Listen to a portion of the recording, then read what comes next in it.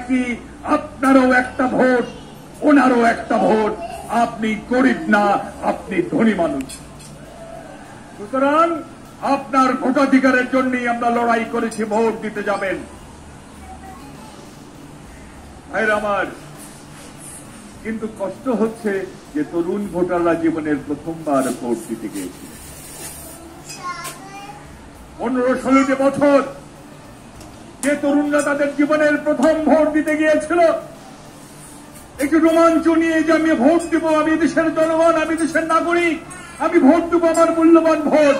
Vote কেন্দ্র থেকে তাদেরকে বলা হয়েছে তোমার ভোট দেওয়া হয়েছে, অথবা ভোট কেন্দ্রে যাওয়ার আগেই সে শুনেছে ভোট দেওয়ার মতো অবস্থা নেই। তার মনের সে কষ্ট আমরা হয়তো মেটাতে পারব।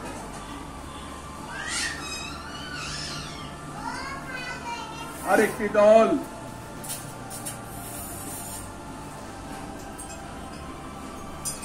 দল নাম বলতে হবে,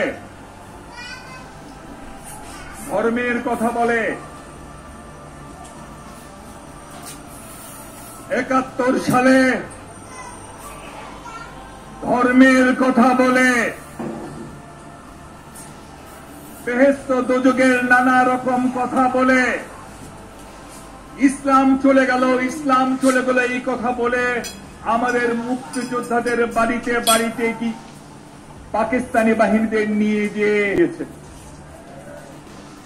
এই দল 50 বছর পরেও, স্বাধীনতার 50 বছর পরেও আবারও কিন্তু নতুন নতুন বয়ান নিয়ে সামনে এসেছে। এবারে নাকি টিকিট বিক্রি করছে,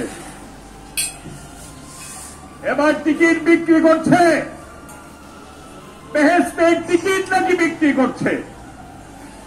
একটা কথা মনে রাখবেন, সাপ খোসা বদলালেও কিন্তু সাপই থাকে, ভালো হয় না। এদের বিরুদ্ধে কথা বললেও তো ভাই সমস্যা। আমি এর আগে একদিন ও তাদের বিরুদ্ধে কথা বলেছিলাম, এরপর দেখি ওনাদের এক বুদ্ধিজীবী টাইপের ওনার একজন নিজস্ব নাকি ওনার ইউটিউব চ্যানেল আছে, উনি আমাকে বলছেন হাবিবুর নবী সোহেল সাহেব উনি তো কাদিয়ানি। আমি কাদিয়ানি? কেন আমি কাদিয়ানি? আমার 14 পুরুষে ভাই, কাদিয়ানি কাকে বলে আমি তাই জানি না। আমার 14 জেনারেশনে কেউ কাদিয়ানি ছিল না। আপনাদের কাছে এই দুঃখের কথা বললাম এই কারণে, যদি কোনদিন আমার বাংলাদেশে যদি কোনদিন জামাত ক্ষমতায় আসে, if ever Jamaat comes to power in our country, তাহলে 5 ওয়াক্ত নামাজ ঈমান রাখলেন, 5 ওয়াক্ত নামাজ পড়লেন, রোজা রাখলেন, যাকাত দিলেন, হজ করলেন, সবই করলেন, সুন্নতে খাতনাও করেছেন, কিন্তু মুসলমান হতে পারবেন না।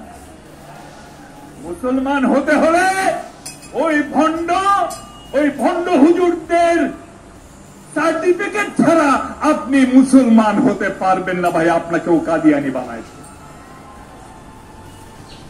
তাই শহীদ জিয়ার সৈনিকদের বলবো, সামনে নির্বাচন, এই কমিটি হবে আজকে, এরপর ঘরে ঘরে যান।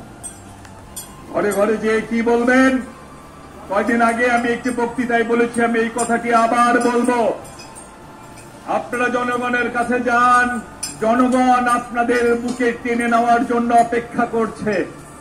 তার কারণ আমরা সেই দল করি যে দলের নেতা 71 সালে যখন অনেকেই পালিয়ে গেছেন, যখন হানাদার বাহিনী ট্র্যাক ডাউন অপেক্ষা করছে, যে কোনো সময় হানাদার বাহিনী সমস্ত শক্তি নিয়ে দেশের জনগণের উপর লাফিয়ে পড়বে, এইরকম অসহায় অবস্থায় জাতিকে রেখে অনেকে পালিয়ে গেছে ভারতে, অনেকে আবার সাদা ফিনফিনে পাঞ্জাবি পরে ব্যাগ পত্র গুছিয়ে ওনাদের কাছে আত্মসমর্পণ করার জন্য বাসায় অপেক্ষা করছিল। ঠিক তেমনি একটি সময় আমাদের নেতা উনি কিন্তু অসহায় জাতির পাশে এসে দাঁড়িয়েছিলেন। নিজের স্ত্রী, নিজের পুত্রকে হানাদার বাহিনীর গান পয়েন্টে রেখে উনি সেই হানাদার বাহিনীর বিরুদ্ধেই বিদ্রোহ ঘোষণা করেছিলেন। প্রিয় দর্শক, এতক্ষণ সাথে থাকার জন্য ধন্যবাদ।